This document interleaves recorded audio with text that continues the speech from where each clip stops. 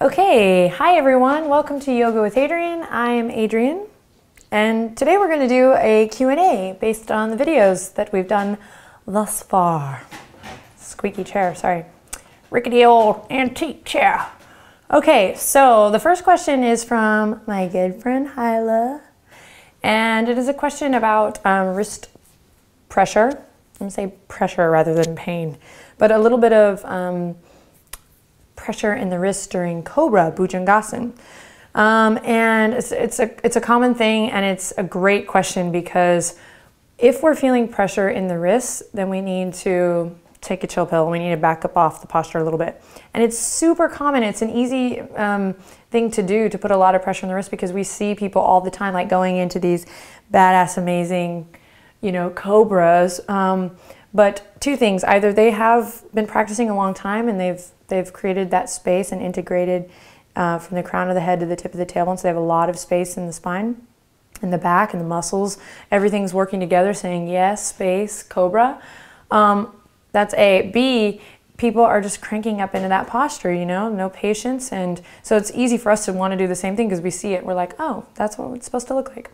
So the kind answer is to take a sweet little chill pill and just maybe not go up as far. So I like to do, and I can't remember if we did this in the video or not. If we didn't, then I should have.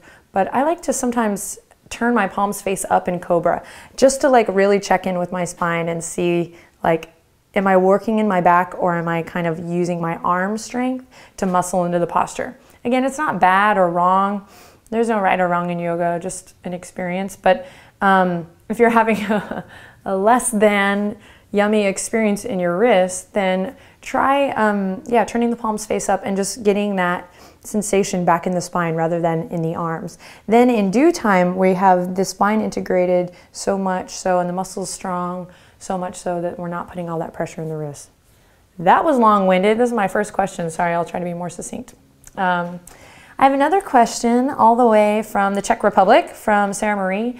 Awesome, awesome question about digestion, and I won't go get all personal or get into it, but it's a great question, or a good thing to bring up regarding yoga, because everyone talks about how yoga is so great for digestion, and then maybe you don't have that experience and you're like, WTF.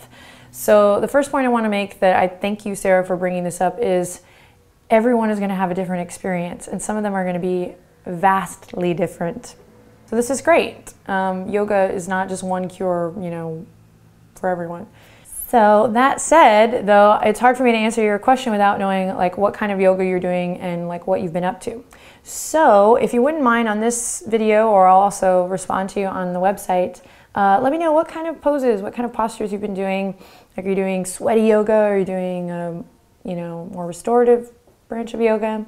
And then we can also chat more in private about digestive tract stuff. But it's a great point that you bring up, that it's never going to be the same for everyone. We're all very different.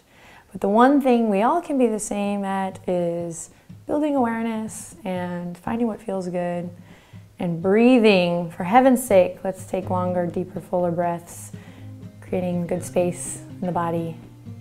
All right, that's all I have for now. Only 2 questions. So if you guys have questions, let me know.